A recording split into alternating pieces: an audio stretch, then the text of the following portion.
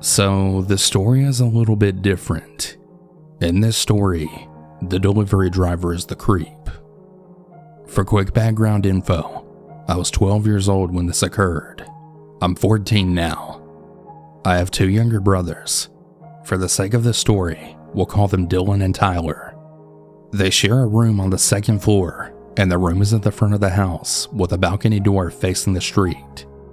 Straight behind their room is a hallway, and my room is on the left of that hallway if you're looking from the front of the house. There's 2 windows facing the side of my house and my room.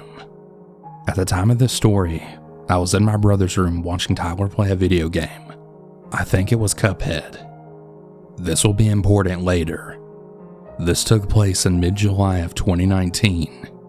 It was nearing the end of the day. I and my mom had decided to order in for herself and my dad.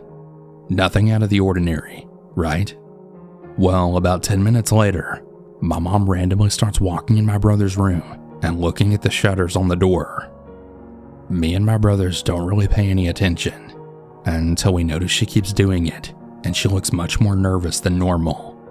My brothers ask what's wrong, and my mom surprisingly, and she tells us that the delivery driver was sending her really weird messages, such as, "God is coming.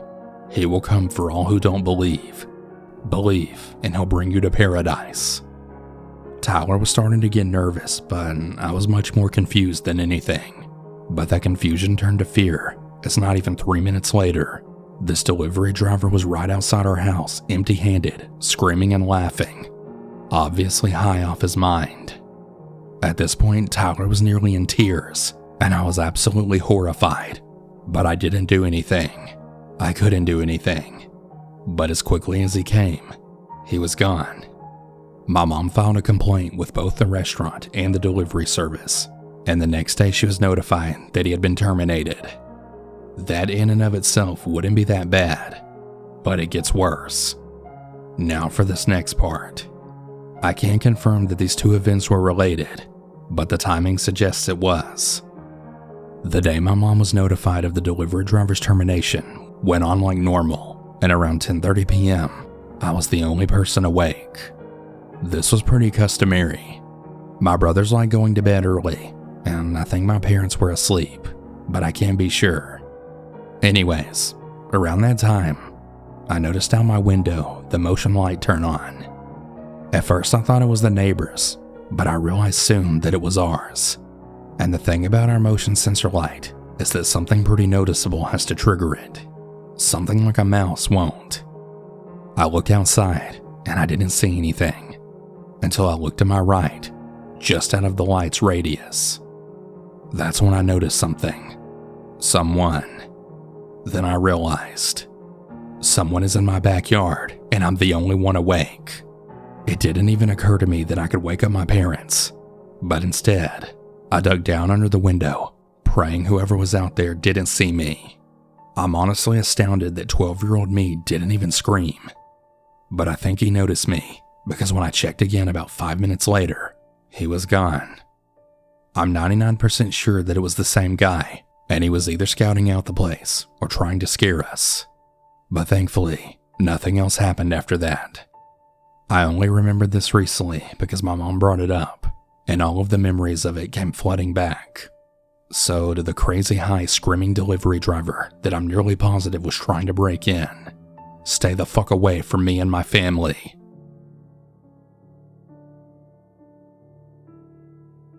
This happened during autumn of 2013. I was working as a delivery boy for a pizza place. I lived in southern Ontario, in a fairly modestly sized city. I was doing what was possibly the longest drive that I'd ever taken for a delivery. It was in the middle of a forested area about 25 minutes away from the place I worked at. The place that I worked for is on the outskirts of the city, so it wasn't really unusual for us to get rural deliveries. When I finally pulled up to the address in question, it was an old, disheveled, dilapidated house, totally surrounded by forest. I called on my boss and I asked him twice just to make sure this is the correct address.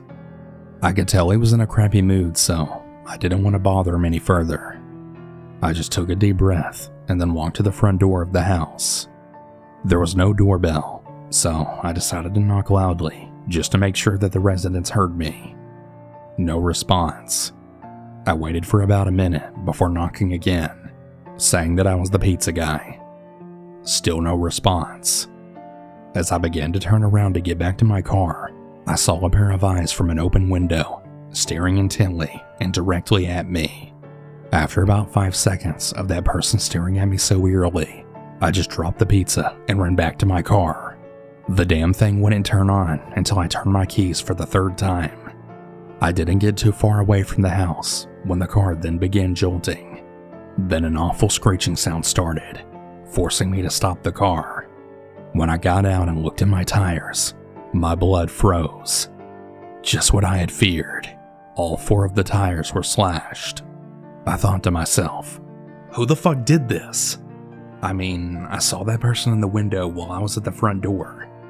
I then went back to my car and called the emergency services. I explained my situation to them to the best of my ability. The operator then told me that the police would be there in about half an hour. I then asked her if it would be best to stay in the car or run away. She said that it would probably be best to stay in my car. I waited anxiously for the police to arrive while I was still on the line with the operator. What happened next utterly broke me, and I truly hope that nobody else ever has to experience this level of fear.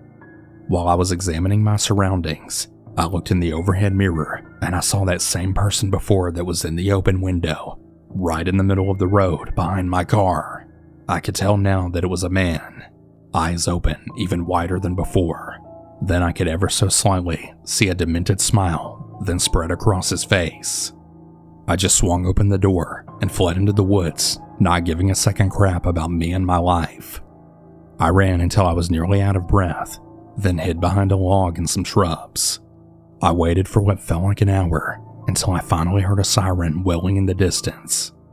I gathered all the stamina I had left and ran back to my car.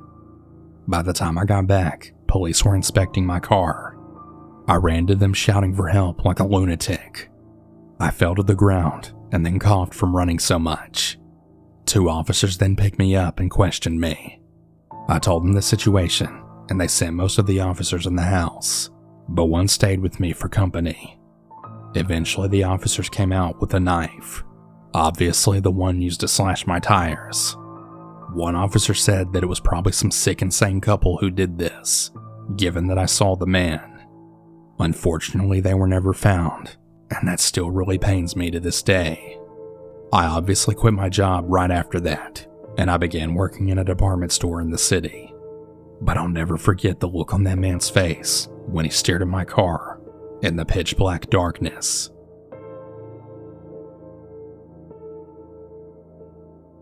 Hello. Before I start this story, I want to give you a backstory real quick. I'm an 18-year-old female living in Mesa, Arizona. I had started door dashing to make some extra money, as working a hostess really wasn't paying the bills like it used to. My little sister, who's 16, and my mom and I had just moved down here from Phoenix, so this is somewhat of a different area to DoorDash in than I'm used to. We started off doing a couple of runs around the area until I got a ping that I have a new order. It was for Little Caesars. I pulled up the map and I headed that way. When we arrived, I had sent in my sister to get the order. While she was in there, I was looking around the parking lot. It was pitch black outside, other than my headlights and the store sign. I noticed a white Jeep and a few teenage guys getting inside of it. I didn't pay much attention afterwards. When my sister got back in the car with the order, I proceeded to the delivery address, with my sister talking to me and music blaring. I pulled into the neighborhood that the map took me to. I then turned down the music to look for the house. We stopped in the middle of the street in front of the house, not realizing that a guy was coming to my door. Now, he didn't say anything at first. I said, "Did you order DoorDash?" And he said, "Yeah," with a little hesitation. I looked behind him, and I saw that there were 2 other guys heading towards my driver's side door as well. I didn't notice that they had just pulled into the driveway, and they were driving a white Jeep. Before I go any further, my boyfriend has a switchblade knife that he always carries around, so I automatically know the sound of it being opened and closed. After he said yes, I noticed that he got closer to my window, and I was looking at my phone, about to ask him what the name for it was. And when I looked back at him, he was fiddling in his pocket on his right side. He kept looking back and nudging his head forward, kind of in a motion like, "Come here," to the other guys. All of a sudden, when I was about to roll my window down to give him his order, I heard the click, and that's when my brain just pieced it all together. He gave me a weird look, and I said, "You know what, fuck this." And I rolled up my window to where there was about an inch until it was closed, and then locked all the doors and took off. I didn't hear anything from them. They didn't yell out for us. I was really freaking out, and my sister didn't know why I pulled off like that. I explained to her what I heard, and then she pieced it all together as well. When I turned off their street, they then called me and said, "Yeah, this is Mario." And I said, "Yeah, are you the guy I just talked to?" And he said, "Yeah." And then I asked him why I heard a switchblade go off in his pocket, but he ignored the question. I asked him again, and it sounded like he was rushing to get into a car. I then pulled off into a curb, and I told him where he could pick up his food, and then hung up. We sat at the other end of the street for 10 minutes, and when we went back, the food was still there. We picked up the food again, and I was just gonna call DoorDash and tell them what happened, and ask that they get a refund, until I saw the teenagers pass by and look straight at me and stop the car. I turned super quickly in the other direction, and I saw one of them get out of the car, then jump back in, and they then turned around and started following us. Now, I'm a crazy driver in general, but when someone's following me, my fight or flight kicked in, and I lost them pretty quickly. I called DoorDash and explained to them what happened and made a report.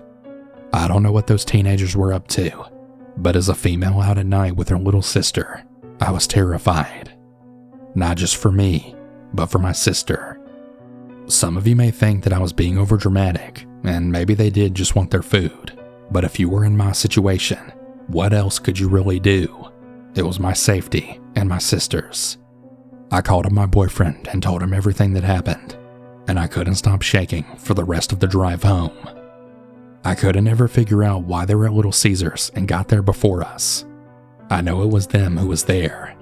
Maybe they were following me back. Maybe not. I guess I'll never know. On the other hand though, I didn't call the cops. There probably wasn't much they could have done anyways, except for file a report. But let's just say, I'll never DoorDash in that area again.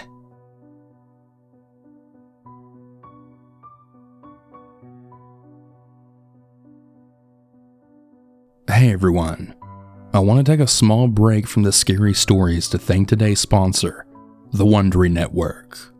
Most of us have accepted that celebrities and stars live by a different set of rules, more relaxed rules. At times, they even seem to get away with murder, and some literally have. On the Badlands podcast, listen to the real-life stories of A-listers whose crimes and career lows are as unbelievable as some of their film's plot twists. This season, they look at Heath Ledger's spiral into darkness and his final days.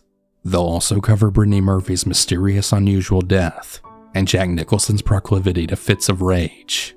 Or did you know that America's Dad Tim Allen, the man who played Santa Claus, got his comedy start in a Minnesota prison?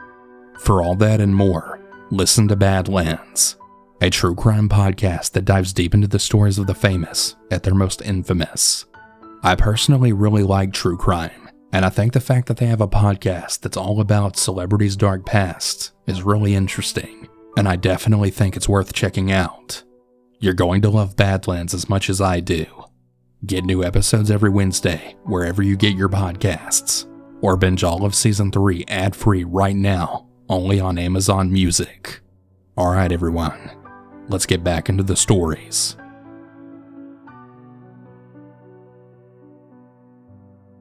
So I just moved to California about 4 months ago, and everything's been pretty much a dry run for the worst. My car got rear-ended, my living situation absolutely sucks, and I'm now more broke than I've ever been in my life. I've also had some pretty creepy experiences out here that have definitely forced me to be more on my guard.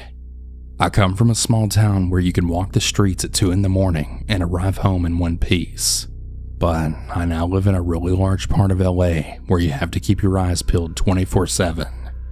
It also doesn't really help that I watch a lot of crime shows and have now become terrified to leave my apartment after these following events. The first happened to my rental car that I was given due to my car accident. I was a full-time DoorDash driver trying to make ends meet in an attempt to squirrel away some cash, as I knew I'd be relying on Lyft rides and would need basic things such as groceries when my time with the rental eventually ran out. My DoorDash shifts typically ran from early in the morning to late in the evening, as LA gas prices and the fancy grocery rates aren't going to pay for themselves. All of that along with my rent to my crazy roommate. Anyway, fast forward, and I dragged myself and my silver Sentra to a grocery store that wasn't too far away from my complex. The incident was short, simple, and very common. I was pulling into a space at the same time as another car. It was a larger tan SUV. At first, I didn't really get a good look at the people inside the vehicle, and without thinking of any circumstance, I pulled in. Now in hindsight, I probably should have submitted and just given the spot to them. However, it was a really long shift, I was tired, and the spot was really close to the groceries doors. It was dark outside after all, and I figured the shorter walk would be safer. Now, to this day, I can't tell you what possessed me to stay put. Normally I would have gotten out and just put my headphones in without thinking, but this time, something stopped me. I looked back and I noticed the car had parked diagonally behind me. I could easily look back from the driver's side window and see them, and they pulled in so their faces were towards me. There were 2 very oversized men in baseball caps, just looking at me. There was something in the stare that kept me locked solid in the vehicle. I locked all of my doors and kept looking back every so often. They kept their eyes glued on my every move. I felt a terrible feeling wash over me as I then put the car in reverse and exited the lot. Not much of a story, I know, but I really do wonder what the 2 large men would want with a 5'3" petite woman like myself. The worst part of the story is that I really believe I saw the same men in a different parking lot just a few days later. They were parked already and took no note of me, as I luckily sped off into the night. Fast forward 2 weeks, and I'm back at Enterprise. Well, it's the day I have to give the car back, and I'm dreading it. I should also mention that I really don't know anyone in the state of California, and I'm 2,000 miles away from my hometown. I knew that I'd be stranded at home from then on out until I found a car. Sitting at home without any weed can really be a major crisis in a time like this. The one lucky part of this story is there happens to be a dispensary about 3 minutes away from my complex. Well, I decided to take one for the team and walk there. I dressed head to toe, covering my skin. I also made sure to leave early so that there would be more people around. I even had a friend from home on the phone with me the entire time. Unfortunately for me though, this plan fell flat on its face. I walked 1 minute down the road to a gas station, and when I paused at the crosswalk, a dirty-looking man in a white truck made eye contact with me. His windows were rolled down, and he was paused at the stoplight. This is another time where I can be thankful for my intuition, as I just felt something wasn't right about that look in his eye. I stayed out until he drove out of sight, and then made my way, passing the crosswalk. I realized that the man had doubled back and followed me by truck. He made a U-turn and everything. His eyes were still attached to me as I ran back towards the busy gas station and through the busy crosswalk. To my amazement, he turned around yet again, just as I had. He passed me, but not before making that same eye contact with me again as he drove off. This time I stayed put and called for an Uber. Sometimes it's just more worth it to shell out the extra $6.